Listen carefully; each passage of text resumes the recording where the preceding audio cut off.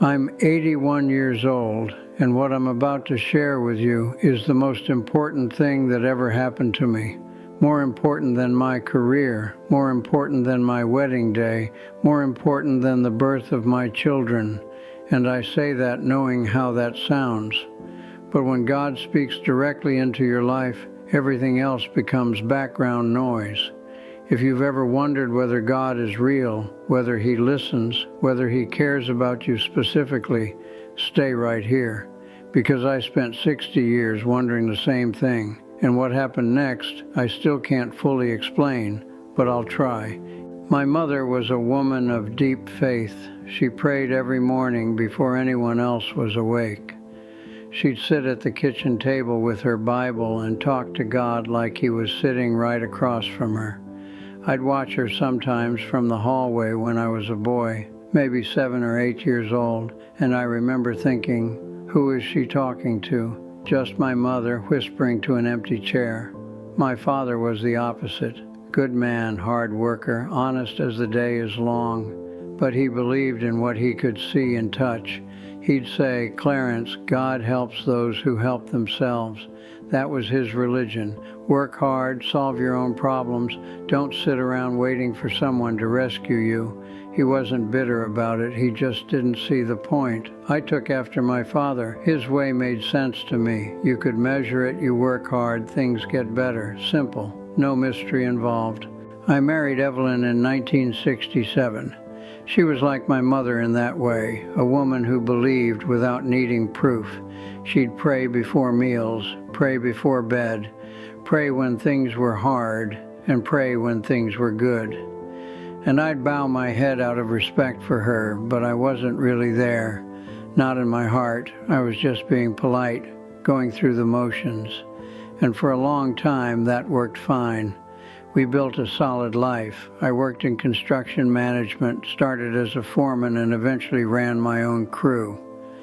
We had 2 children, William in 1970 and Catherine in 1973. Bought a house in 76, did everything you're supposed to do.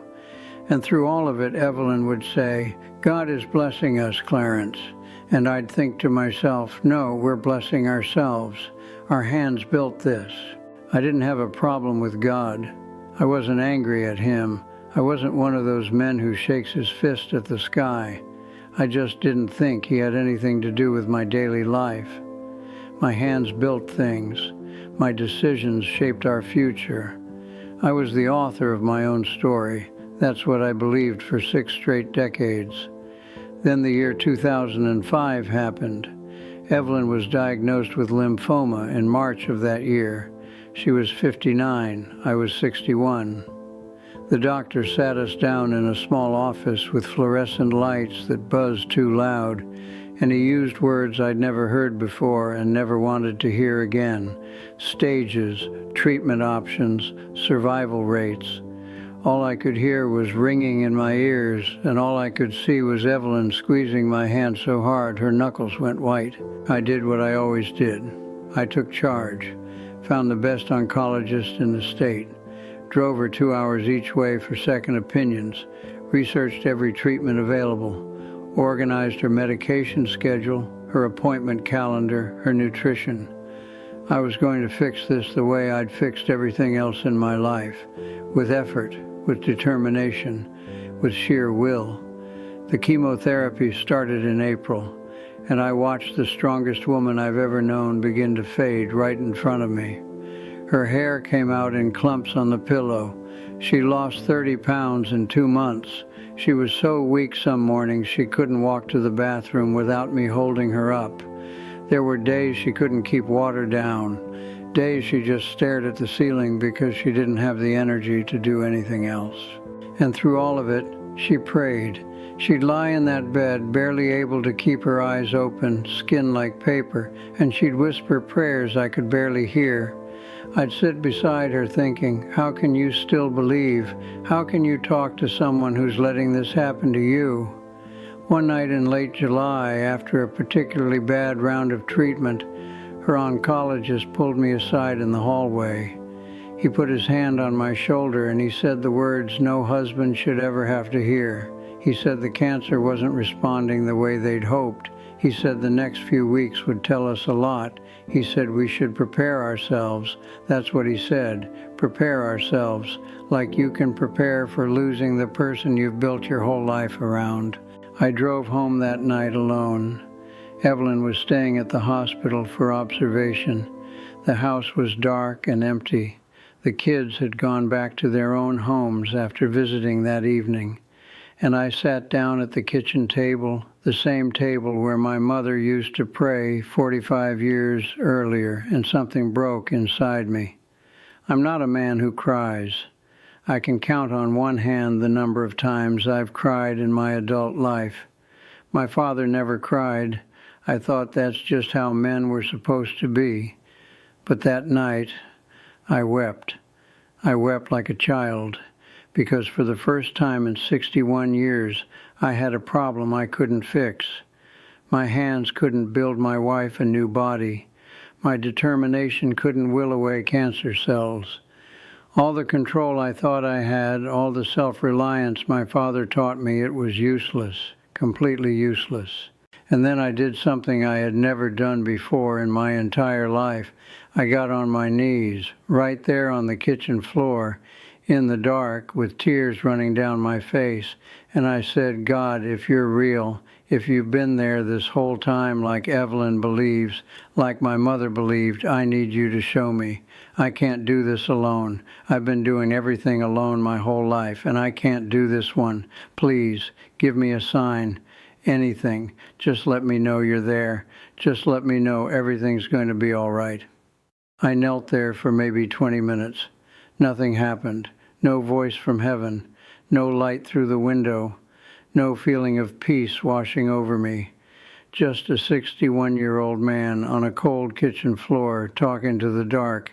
I eventually got up, washed my face, and went to bed feeling like a fool, feeling like I'd just confirmed what I'd always believed. Nobody was up there. Nobody was listening. I drove back to the hospital first thing in the morning, walked into Evelyn's room expecting the worst. She looked terrible, pale, thin, tubes everywhere. But she turned her head toward me when I came in, and she smiled, a real smile, and she said, Clarence, I had the strangest dream last night. I pulled the chair close. She told me she'd dreamed about a garden. She said everything was green and warm and perfectly still. She said there was a man standing in the garden who never spoke a word, but she felt this overwhelming sense that everything was going to be all right. Not that she'd be healed, not that the cancer would disappear, just that everything, somehow, some way, was going to be all right. I couldn't speak. I just sat there holding her hand with my mouth open, because here's what she didn't know. While I was on my knees in that kitchen, the very last words I whispered were, just let me know everything's going to be all right. Those exact words. And Evelyn had no idea I'd prayed. She didn't know I'd been on my knees. She didn't know I'd said those specific words to an empty room. She was in a hospital bed 15 miles away, sedated after treatment. You can call that coincidence. You can call it whatever makes you comfortable. I know what I call it. I call it an answer. Somebody heard me. Somebody responded.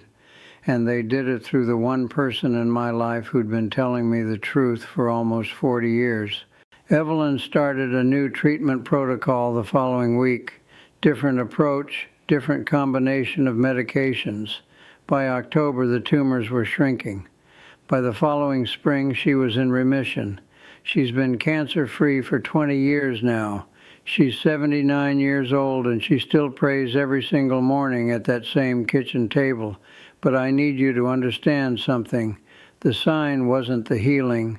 The healing was a blessing, and I thank God for it every day of my life. But the sign was that dream.